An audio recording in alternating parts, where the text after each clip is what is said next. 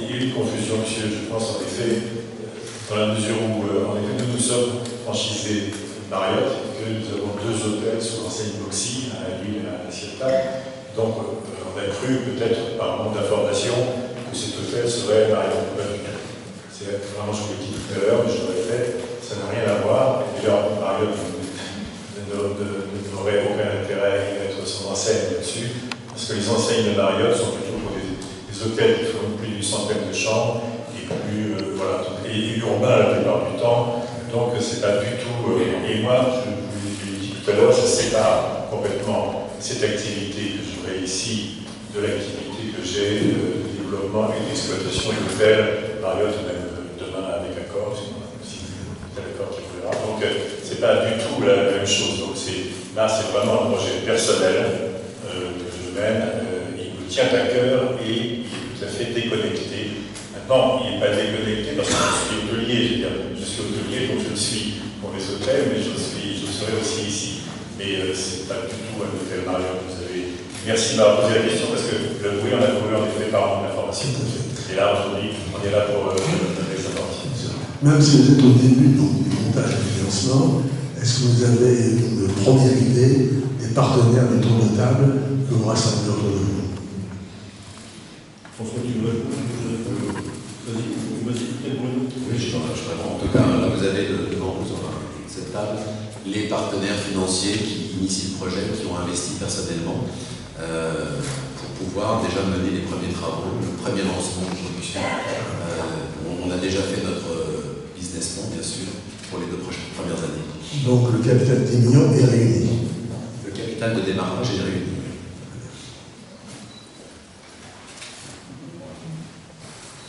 Bonjour, Pascal Bell, conseiller régional. À quelle hauteur estimez-vous, par rapport aux propos, M. Chose, l'intervention de fonds publics dans le business plan? Alors, pour le business plan, bien évidemment, pour ce sujet-là, on va aller voir les autorités compétentes et leur proposer notre dossier.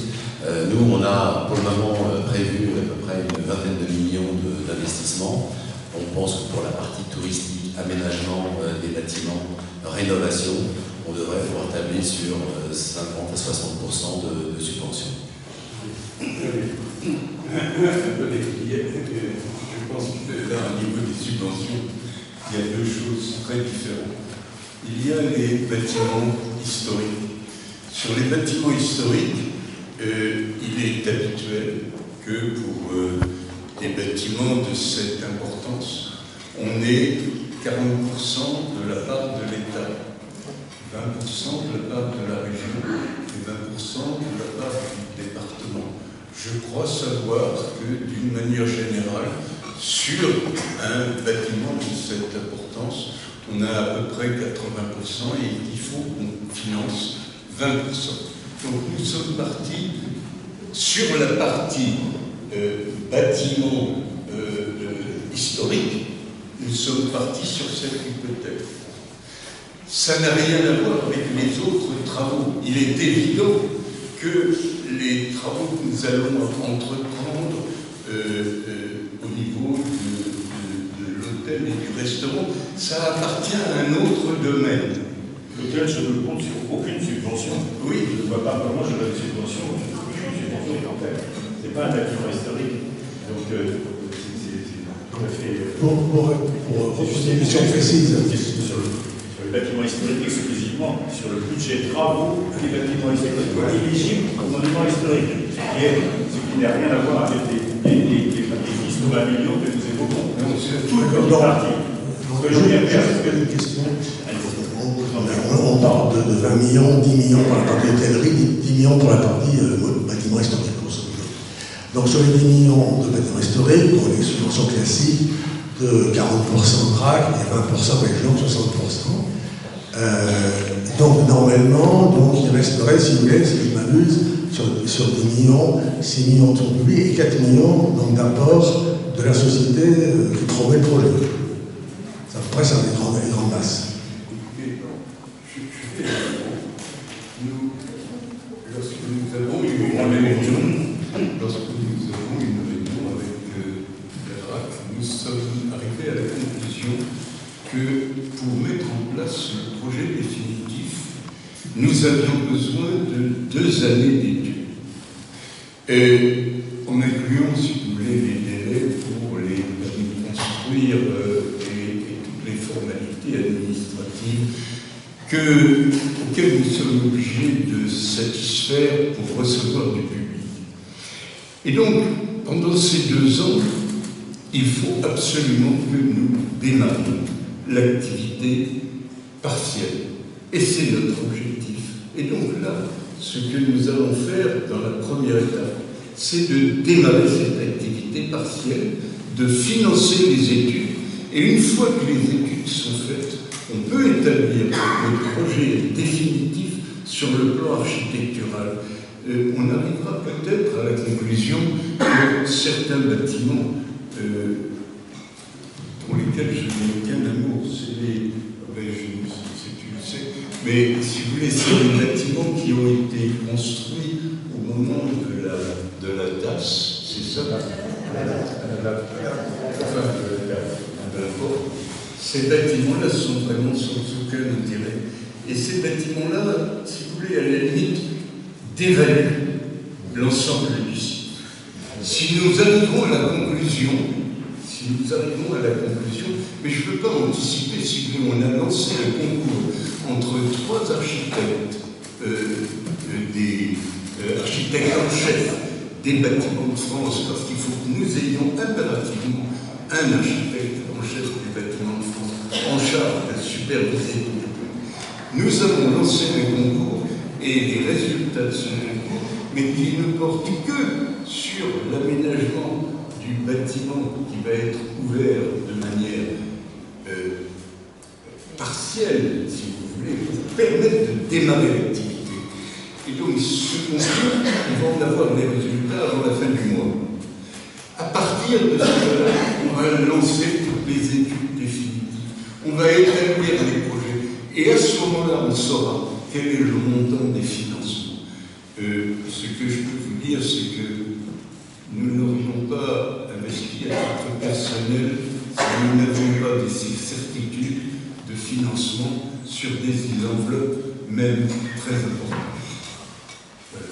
Mais aujourd'hui, comme je ne peux pas vous l'écrire, le projet tel qu'il sera, parce qu'il est au préalable que les études soient faites et que les études ne sont pas faites, elles vont être faites, elles sont lancées, mais il faut le temps de réunir les résultats. Et ensuite de faire travailler toute l'équipe de l'architecte qui va être choisie pour faire le projet définitif. Voilà l'explication, si vous voulez, de cette première étape. Considérez qu'aujourd'hui, c'est l'étape qui démarre, et c'est une étape très partielle. Et on ne peut pas faire autrement. Et l'idéal serait que cette étape très partielle, qui va se situer dans le bâtiment, dont la couverture a été financée par la région. Ce bâtiment, il n'y a donc pas à toucher à la couverture. Nous allons l'aménager pour faire en sorte qu'il contienne une cafétéria, autrement dit, un lieu de restauration sain. Niveau de prix, c'est quoi? C'est 15-20 euros. Voilà. Ce sera à 15-20 euros pour se restaurer. Il comprendra également la fabrication du pain et puis la fabrication des biscuits. Ça nous paraît très important de commencer avec un produit sous l'égide de l'abbaye de Pontigny qui puisse être diffusé partout en France et j'espère bien au-delà de la France. Et la troisième chose, il faut bien qu'on ait un lieu, il faut qu'on ait une boutique.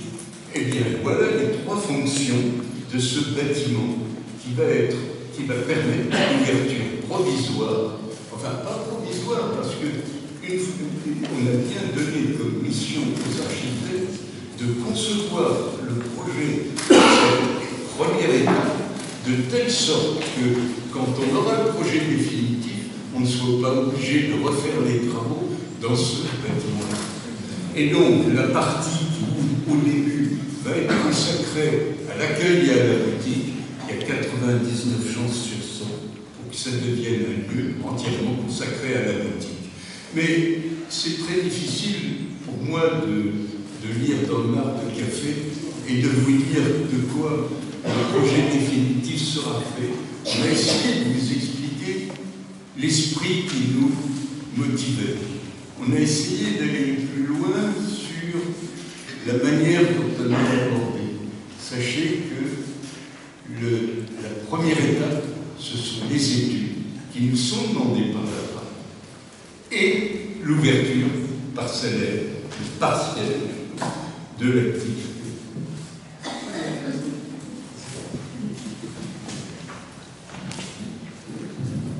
Bon, alors ce sera ma dernière question. Ouais. Donc, récemment, le conseil municipal de Pontigny s'est établi le 12 octobre.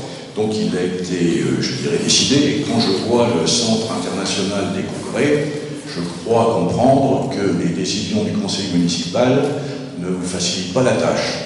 Donc, quelle est votre conduite par rapport à ces deux décisions concernant la prélature et la porte? Vous avez entièrement raison. Le parcours a été parfois semé d'embûches. Il n'en demeure pas moins qu'aujourd'hui, sur le point principal qui est la prélature, nous avons l'accord de la municipalité. Et c'était le point principal. Parce que si nous voulons faire un centre de réunion internationale, il nous faut une salle qui puisse recevoir jusqu'à 500 personnes. C'est le seul endroit où on peut le faire. Et donc, ça c'était, dirais-je, dans la mesure où on voulait faire le projet dans son ensemble, c'était le point de passage obligé. Si la mairie n'avait pas accepté de nous céder la prélature avec la maison du Porche, et disons c'est un ensemble qui en développé est énorme. Si elle n'avait pas été, eh bien on aurait été obligé de ne pas faire la dernière étape que nous avons exposée, c'est-à-dire les réunions de ces experts sur le plan international qui vont débattre ensemble des problèmes de notre planète. On aurait été obligé de faire une croix sur ce projet. Mais ça n'aurait pas empêché la réalisation du reste. Quand je parle du reste, c'est les entités artisanales de production, la liqueur des Boumoins, les tisanes médicinales, tout ça, c'était en dehors du champ de la municipalité. Je suis très heureux que la municipalité ait accepté, en ce qui concerne la prélature, qui est un bâtiment qui est en déshérence, et je dois dire que ça correspond exactement à la dernière étape de notre projet. Mais là aussi, je vous rassure, on ne le fait pas tout de suite. Il y a tellement d'étapes, vous savez, il y aura longtemps que je serai mort, et le travail ne sera pas fini. C'est tout ce que je veux. C'est-à-dire que si je suis optimiste, c'est 10 ans de travail. Ce qui permet de constater sur le site de M. Lassire que le projet qui était prévu pour 2024 pour l'hôtel-restaurant sera reporté à 2027, si j'ai bien tout compris. Je n'en sais rien, enfin personne n'en sait rien, mais oui, vous avez raison, c'est sûrement, bien sûr, c'est pas 2024, c'est plus que ça. Mais bien sûr, mais j'ajoute un peu par rapport à ce que disait François tout à l'heure, et je remercie aussi M. le maire et le conseil municipal, parce que ce bâtiment qui servira pour les conférences, c'est aussi un bâtiment qui pourra servir pour des séminaires. C'est important aussi, parce que l'hôtel ne fonctionnera pas qu'avec du tourisme. Ce sera très important, bien sûr, notamment des touristes de l'Europe du Nord, etc., qui trouvent dans cette région magnifique des lieux pour venir, ce sera un lieu supplémentaire, mais également pour les entreprises de la région, un lieu supplémentaire de séminaires ou d'événements familiaux, ou d'événements d'entreprise, de lancement de produits, des choses comme ça. Donc c'est un lieu, bon, merci M. le maire et le conseil municipal d'avoir réussi à trouver un accord. Des deux embûches, mais on a trouvé un accord. Voilà.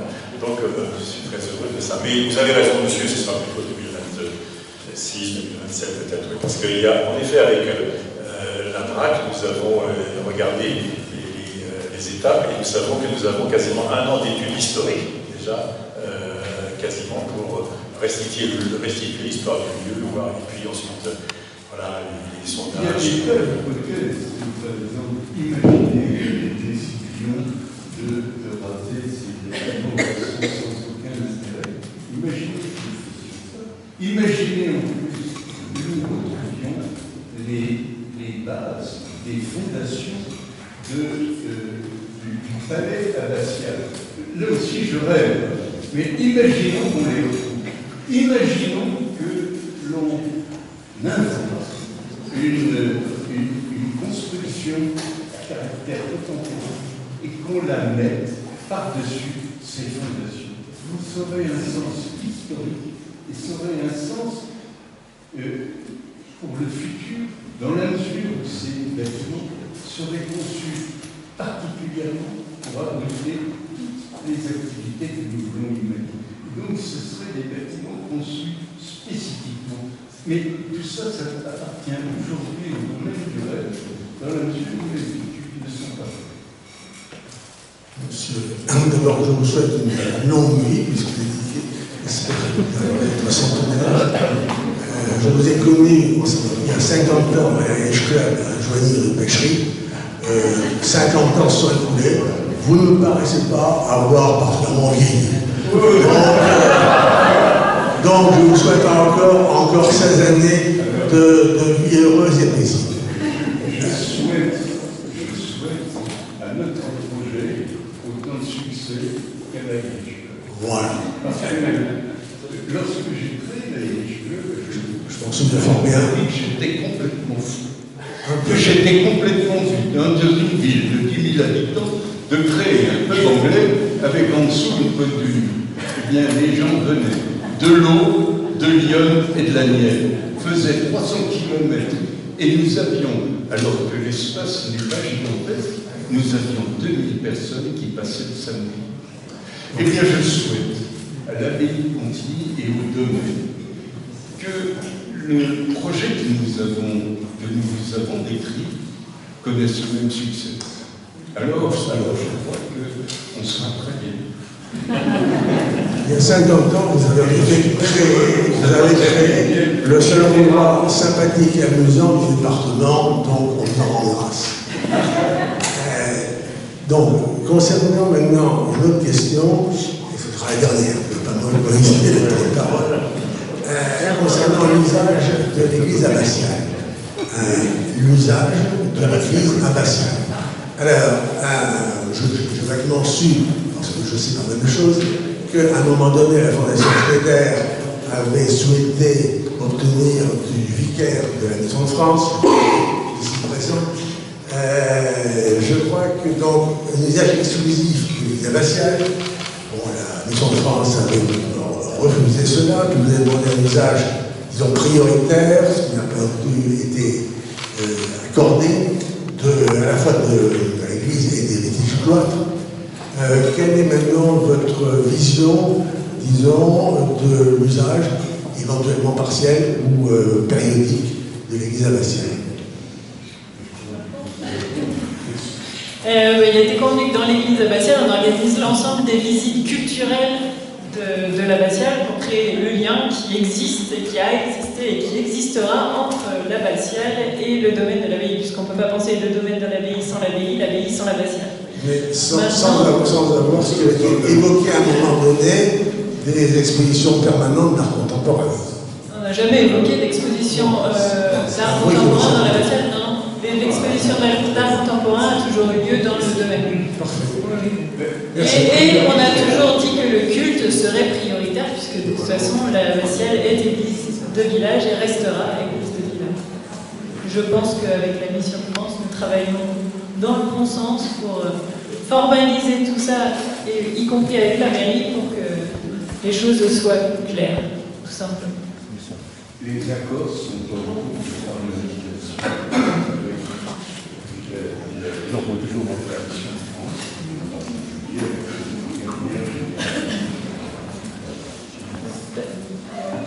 Je vais juste apporter une précision. C'est vrai que depuis ces 3 petites années, on a entendu beaucoup de choses. C'est vrai que pour le démarrer ce projet, il y a eu quelques embûches, c'est vrai, mais la tâche n'a pas été facilitée par des personnes étrangères au projet qui ont, on va dire, dénigré le projet. Et on reçoit encore récemment, donc la population de Contigny reçoit des lettres anonymes d'un collectif que l'on ne connaît pas. Et c'est vrai que le conseil municipal reste prudent, comme je disais tout à l'heure, c'est un projet assez ambitieux, où on va avoir aussi des travaux à faire au niveau de la commune, en collaboration avec la fondation. Et les gens, il a été semé des choses sur différents points, comme on allait fermer le projet allait fermer l'abbaye, on allait privatiser toute la commune, que tout allait être payé au niveau des parkings, alors qu'il n'en a jamais été question. Donc, c'est pour ça qu'au niveau du conseil municipal, les gens ont eu peur, quoi. Donc on a eu des remontées d'informations des habitants également. Donc on a d'autres bâtiments qu'on va vendre donc, à la fondation. Donc ça a été voté la semaine dernière. Et voilà, donc il faut rester optimiste sur le projet. C'est vrai qu'il y a plein de choses qui ont été dites et qui sont fausses. Et c'est pour ça que moi je soutiens ce projet depuis le début. Et puis, aucune raison de privatiser le village. C'est vrai que, je disais tout à l'heure, on est 750 habitants, c'est un projet à plusieurs millions d'euros. On va y avoir quelques milliers d'euros de travaux à prévoir, donc, qui va impacter aussi le budget communal. Donc on est assez réticent pas réticent, mais prudent plutôt, par rapport à tout ça. Et voilà, donc c'est pour ceci que ce projet a été assez. Voilà. Donc après, dans le conseil municipal, le maire a beau dire il est d'accord avec le projet, mais je n'ai pas la majorité, donc il faut en discuter, il faut trouver des cohérences avec tout le monde pour emmener tout le monde derrière moi et derrière le projet. Donc c'est ce qu'on a réussi à faire la semaine dernière. Voilà.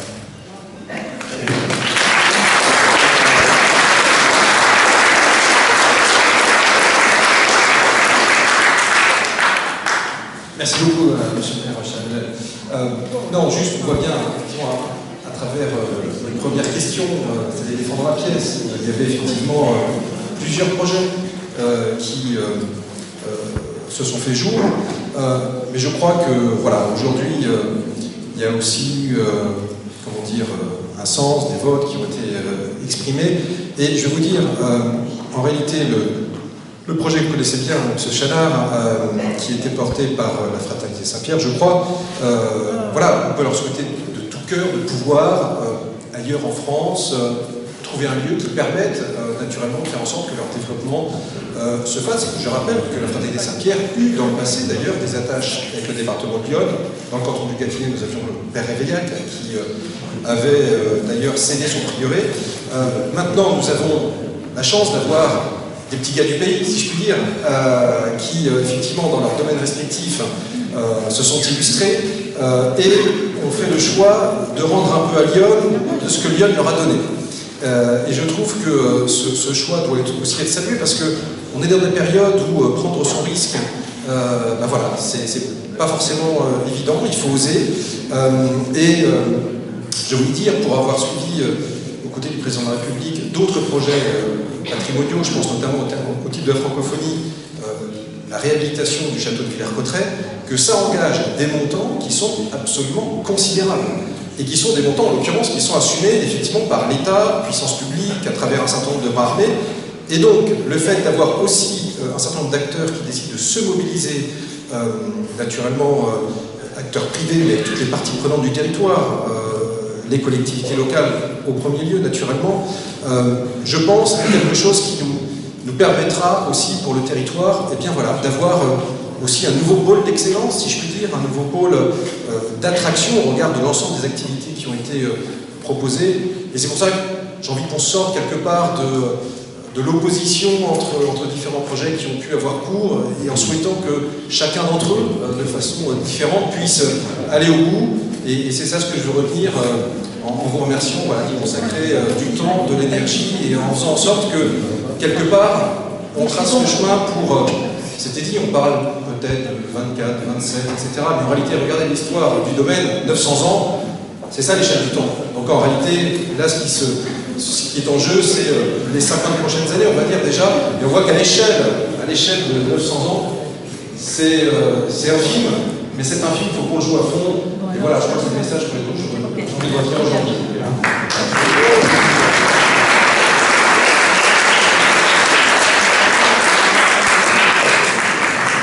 Alors, moi, je ne sais pas si vous m'entendez, oui. Alors, moi, je suis une habitante de Pontigny. Et la première fois que je suis venue, ça fait 12 ans presque, j'ai toujours été étonnée qu'il n'y ait pas d'histoire développée de cette richesse du patrimoine. Alors, je voulais vous demander si, dans votre projet, il y aura une place pour l'histoire à la fois des cisterciens, du village, auquel d'ailleurs je voudrais participer, puisque je suis historienne moi-même. Et voilà, c'était ma question.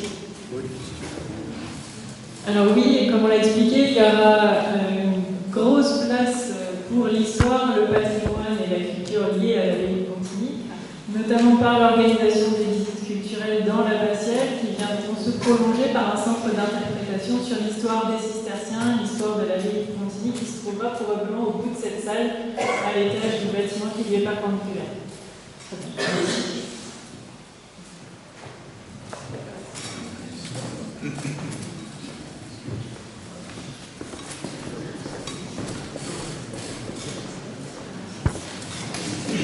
Bonjour, Didier Michel, président de la Fédération française du bâtiment pour Lyon. Alors, j'ai écouté toute votre intervention et tout l'intérêt que vous portez au local, à l'artisanat local, à l'agriculture locale, à nos écoles locales, pour l'hôtellerie. Et donc, je vais juste vous rappeler que dans Lyon, nous avons un tissu d'entreprises de bâtiment qui est extrêmement important.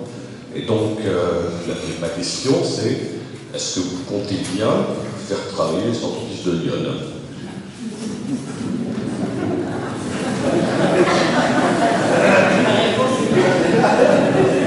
Alors, elle est toute simple, la réponse. Est-ce que l'entreprise XYZ de Lyon est qualifiée? Il est très important que nous ayons un travail de haute qualité, puisque c'est sur l'excellence que nous voulons nous situer, et que deuxièmement, cette entreprise soit compétitive lorsqu'on va faire l'appel d'offres. Mais non seulement on ne va pas repousser les entreprises de Lyon, on les souhaite sous ces deux conditions: que nous ne payions pas des prix exagérés et que deuxièmement, son niveau de compétence soit tel qu'il soit compatible avec notre projet et nos ambitions. Voilà. Mais autrement, bien entendu, d'ailleurs, si vous avez, je pourrais vous dire que j'ai toujours fait travailler les entreprises de Lyon pour les travaux qui ont été faits, que j'ai conduits. Voilà. S'il vous plaît. Bonsoir, je suis là. Bonsoir, Canonici, sculpteur. J'aimerais vous poser une question perverse. Qu'est-ce que vous appelez l'art contemporain?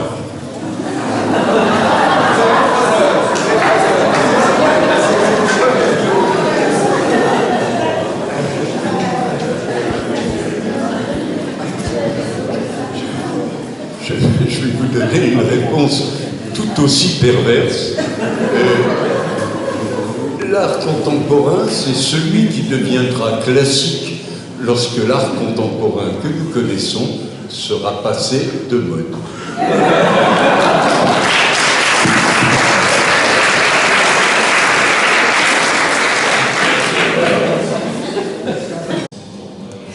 Alors je trouve très intéressant ce projet de Pontigny, et pour les habitants qui se poseraient des questions, je peux répondre avec mon expérience de maire de Saint-Sauveur que le fait d'avoir un projet, en l'occurrence nous à Saint-Sauveur c'était Colette, ça a permis de générer du flux. Et donc d'avoir, pour une commune de moins de 1000 habitants, 2 boulangers, 2 restaurants, 3 cafés, et de garder évidemment tous nos commerces, voir des nouveaux commerces s'ouvrir. Et donc, quand certains habitants de Saint-Sauveur s'inquiétaient qu'on développe trop de choses sur Colette, je leur demandais pas s'ils aimaient Colette, mais s'ils aimaient le pain. Parce que grâce à ça, grâce au flux, eh bien, nous avons toujours du pain à Saint-Sauveur. Donc l'important, c'est ça, c'est de générer du flux grâce à un projet touristique, et du coup d'avoir tous les commerces qui se développent autour. De la vie, quoi. De la vie. très clairement de la vie et du coup il se passe toujours quelque chose. Alors après, à Saint-Sauveur, on a veillé à ce qu'il n'y ait pas que Colette mais d'autres choses, mais justement c'est la vie apporte la vie et ça donne du positif.